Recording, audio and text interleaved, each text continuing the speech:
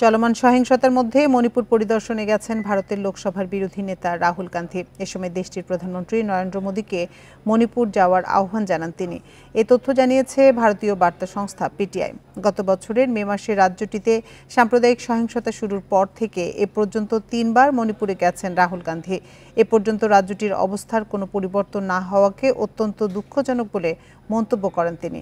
এক সংবাদ সম্মেলনে প্রধানমন্ত্রী মোদীকে মণিপুর পরিদর্শনের আহ্বান জানান রাহুল।